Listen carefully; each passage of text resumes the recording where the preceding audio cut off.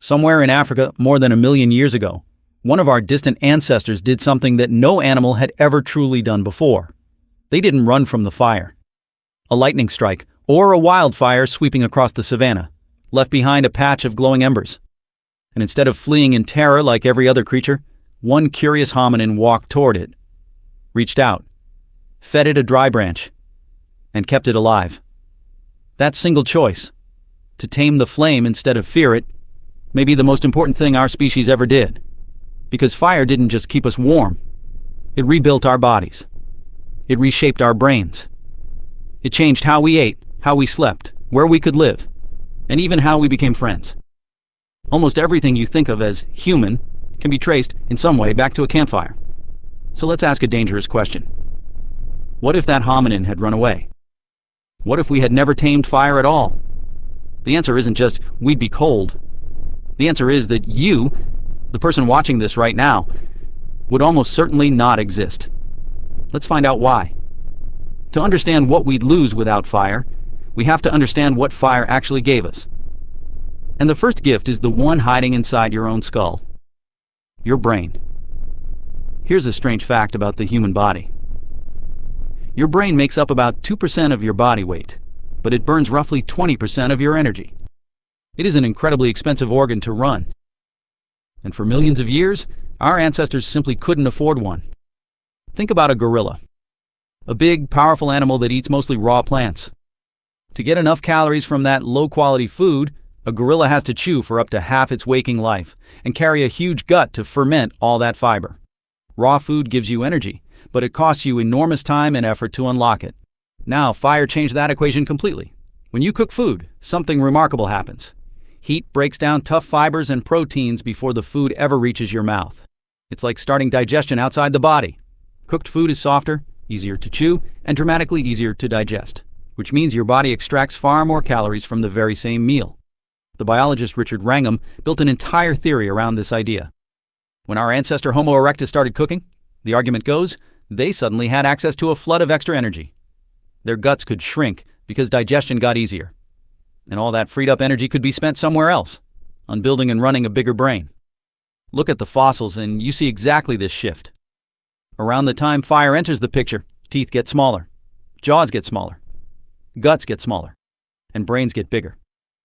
We essentially outsourced part of our digestion to the campfire and spent the savings on intelligence. So now imagine the world without fire. No cooking, no flood of easy calories. Our ancestors stayed trapped on a raw diet, chewing for hours, carrying big heavy guts, unable to afford the luxury of a large brain. The explosion in brain size that made us who we are might simply never happen. We'd likely stay small-brained, ape-like creatures. Clever for an animal, perhaps, but never the species that builds cities and asks questions like this one. No fire, no cooking. No cooking, no big brain. It really may be that simple. But the brain is only the beginning. Because fire didn't just change what was inside us. It changed where we could go. Picture our early ancestors in Africa. Warm climate, no need for much protection against the cold. But the moment humans tried to move north, into Europe, into Asia, into the brutal cold of higher latitudes, they hit a wall. A naked furless ape simply cannot survive a freezing winter night. The cold would kill you before morning. Fire smashed that wall.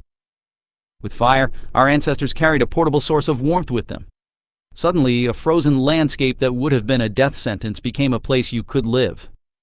Fire let humans push into colder and colder regions, spreading across the entire planet, from the ice-fringed edges of Europe to the frozen steppes of Asia. Without fire, that never happens. Humanity stays penned inside the warm heart of Africa, unable to expand into the cold. There is no spread across the globe. No humans in Europe. No humans in the frozen north.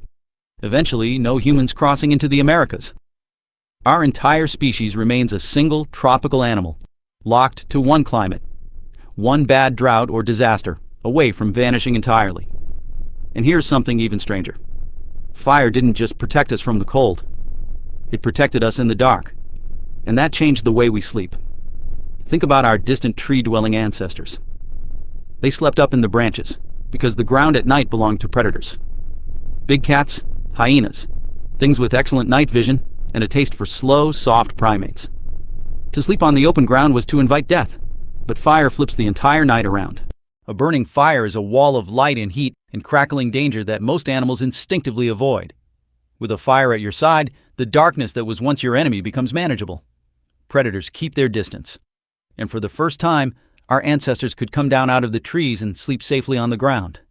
That may sound small, but it was revolutionary. Sleeping on solid ground, protected by fire, our ancestors could finally fall into deep, secure rest. And there's a fascinating idea that this deeper, safer sleep gave our brains more time in the rich, restorative stages of sleep. The very stages linked to memory and to dreaming. Without fire, we're still up in the trees, sleeping lightly, always half alert, always afraid. The safe, grounded, deep sleep that may have helped sharpen the human mind never arrives.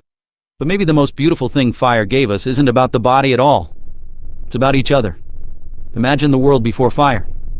When the sun went down, the day was simply over. It was too dark to work, too dangerous to move around. You huddled somewhere and waited in silence for morning. Fire shattered that darkness. It created something entirely new in the history of life on Earth.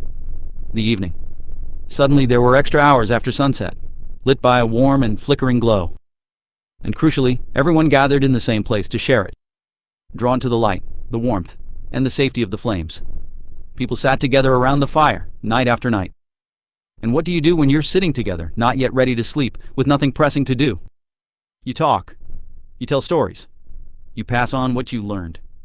You plan tomorrow's hunt. You settle arguments. You teach the children. You laugh. You bond. Anthropologists who study modern hunter-gatherers find exactly this. Daytime talk is practical and about work. But the conversation around the night fire turns to stories, to myth, to the things that knit a community together. Some scientists believe this firelit gathering was the birthplace of human culture itself. Maybe even a driving force behind language. The fire gave us a reason to come together, to sit still, and to speak. So take away fire, and you take away the campfire circle. You take away the evening. There's no shared gathering place in the dark, no long nights of storytelling, no engine driving language and culture forward. Human beings might have stayed scattered, quiet and cold, technically alive, but never truly becoming us. Now I want to be honest with you, because good history means being fair to the debate. Not every scientist agrees on all of this. The exact date humans mastered fire is genuinely contested. Some evidence points to over 1 million years ago, while rock-solid proof of everyday fire use appears more recently. Some researchers argue fire's first real purpose wasn't cooking at all, but preserving meat and scaring off predators, with cooking coming later. And critics of the cooking hypothesis point out that our brains kept growing even in periods where fire evidence is thin. So the picture is not perfectly settled. But step back, and the bigger truth is hard to escape. Warmth, protection, cooking, migration, and the gathering circle. Nearly every thread of the human story runs through the flame. You don't need every detail nailed down to see that without fire, our path would have been unrecognizably different. So let's return to that original moment. That curious hominin, more than 1 million years ago, standing before a patch of glowing embers. If they turn and run, this is the world we get. Small-brained apes, trapped in tropical Africa. Still sleeping in the trees, chewing raw food for half the day, scattered and silent when the sun goes down. No cities, no writing, no science. No one, anywhere, ever asking what it all means. But they didn't run. They reached out and they fed the flame. And in doing so, they lit far more than a fire. They lit the path to bigger brains, to warm nights in frozen lands, to safe sleep, to language, to community. To every single thing that would eventually become human. So the next time you switch on a stove, or warm your hands over a flame, or just sit and watch a fire flicker in the dark, remember what you're really looking at. You're looking at the oldest, most important technology our species ever tamed. The one invention that everything else was built on top of. The spark that made us who we are. And it all began because one day, someone chose not to run.